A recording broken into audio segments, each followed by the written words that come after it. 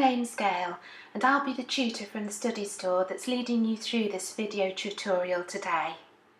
I'm really enthusiastic about this as I think the end result's lovely. Hope you agree.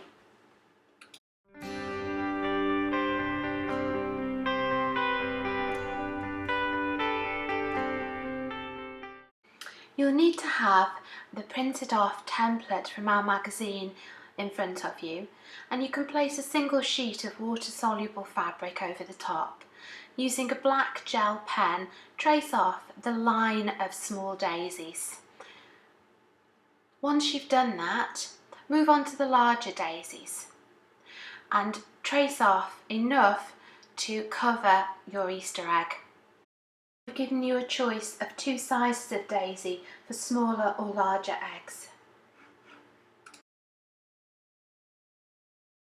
We've decided to use 8 daisies to dot randomly around our egg, but you can use any number that you wish. Once you've finished tracing your daisies through, make sure that you have another 2 sheets of the water-soluble fabric underneath the one that you've traced onto. You're then going to place it into a hoop.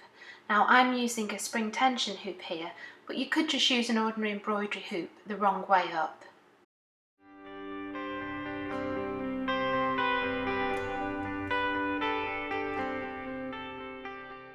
Set up your sewing machine as you normally would for machine embroidery.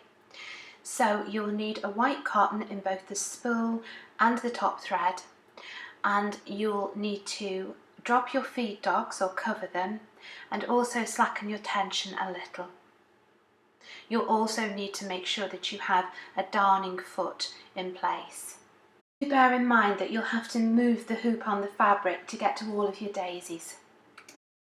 All that you need to do now is go backwards and forwards over each daisy, covering it completely with white thread.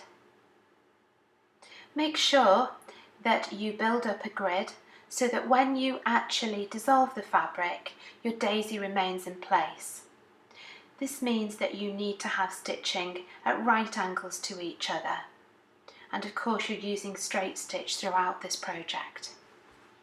Don't forget to make sure that with the long chain of small daisies in the centre, that you make sure that you join them up.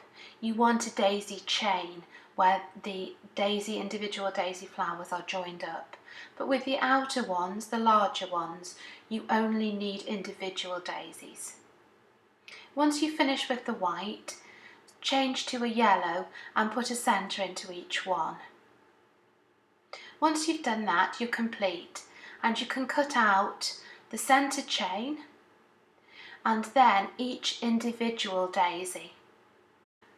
Once they've all been cut out, pop them into a bowl of warm water to allow the water-soluble fabric to dissolve. Once it's all gone, pat them dry with an old towel and place them onto a sheet of polythene to dry overnight or as long as it takes for them to be completely dry.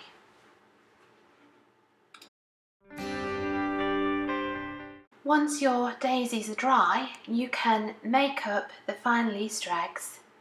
We use these pre-bought Easter egg shapes that are actually made on a polystyrene base and are very easy to attach using a pin through the centre of the daisy straight into the Easter egg shape. These eggs are intended for decoration only and should not be left with young children or animals. All you need to do now is spread out your daisies in an equal pattern around your egg.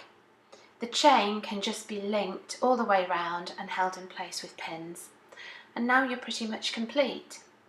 It just remains to say that the pretty patterning that emphasises the petals is where the gel pen that we used has moved away very slightly in the water. And I think that's a really nice effect, so I would leave that. If you don't want that, then you really should make sure that you use a permanent pen. And that's it, all complete. I really hope that you enjoy them and have a wonderful Easter from us all here at the Study Store.